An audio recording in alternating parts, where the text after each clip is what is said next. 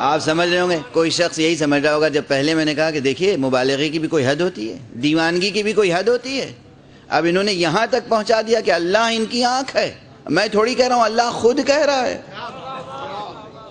اللہ نے ایک عام بات کہی کہ جب کوئی بندہ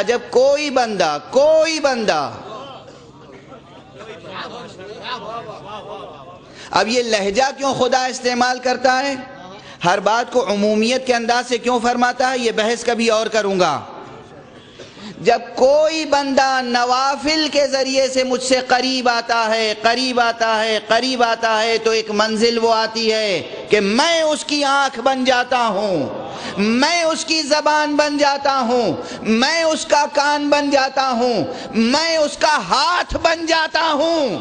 یہ الفاظ حدیث میں ہیں جو تمام مسالک نے قبول فرمائی، تمام مسالک اس حدیث کو قبول کرتے ہیں، حدیث نبوی ہے، حدیث قدسی ہے۔ اب بتائیے دنیا میں کسی نے نوافل ادا کیے ہوں گے یا نہیں کیے ہوں گے؟ محمد نے تو ادا کیے، علی نے تو ادا کیے، ان ائمہ اہل بیت نے نوافل ادا کیے یا نہیں؟ ساری دنیا کہتی ہے، جس امام کے بارے میں بھی گفتگو کیجئے کسی بھی مورخ سے، اسلامی یا غیر اسلامی، وہ چاہے ان کی عصمت کا مقر نہ ہو،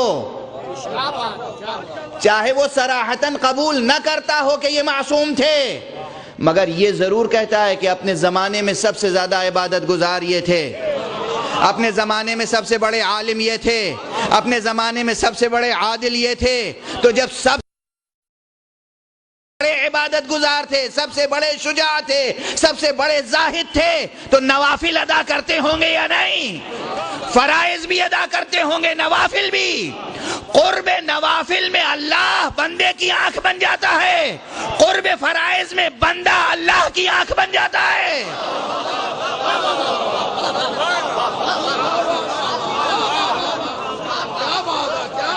یہ عرفان نظری اور عرفان عملی کے مسلمات ہیں، اس لیے میں کہہ رہا ہوں محمد عین اللہ، اللہ عین محمد، علی عین اللہ، اللہ عین علی۔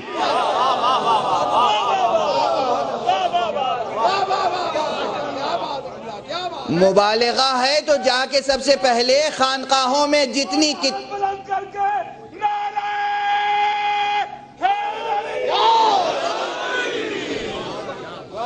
اگر یہ مبالغہ ہے تو خانقاہوں میں جو بڑے بڑے اسفار، بڑی بڑی کتابیں، اسفار کتابوں کو بھی کہتے ہیں، اسفار کتابوں کو بھی کہتے ہیں، بڑے بڑے اسفار، بڑی بڑی کتابیں جو محفوظ ہیں، انہیں لے جا کے کسی ایسے دریا میں دھوئیے گا جو صرف شرم کے پسینے سے وجود میں آیا ہو۔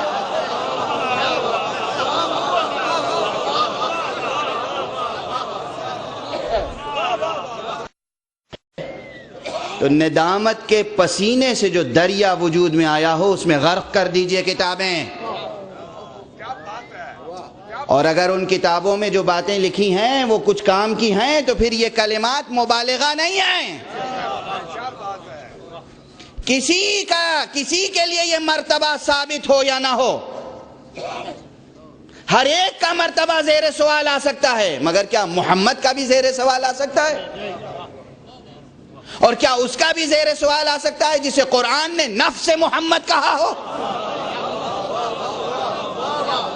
اور کیا اس کا بھی زیر سوال آ سکتا ہے جسے محمد نے منی کی سند عطا کی ہو؟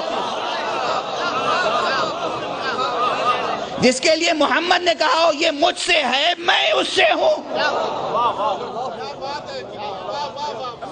محمد عین اللہ ہے، علی بھی عین اللہ ہے، زہرا بھی عین اللہ ہے، حسن بھی عین اللہ ہے، حسین بھی عین اللہ ہے۔ صلوات پڑھیں محمد والے۔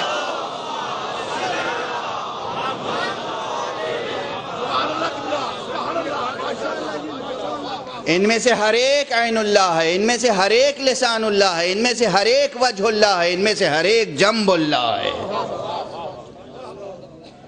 اس لیے ہم کہتے ہیں یہ چہاردہ معصومین عصمت کبریٰ کے درجے پہ فائز ہیں، جہاں ترک اولا کا غبار بھی اڑ کے نہیں پہنچ سکتا۔ صلوات پڑھ دیں محمد و آل محمد.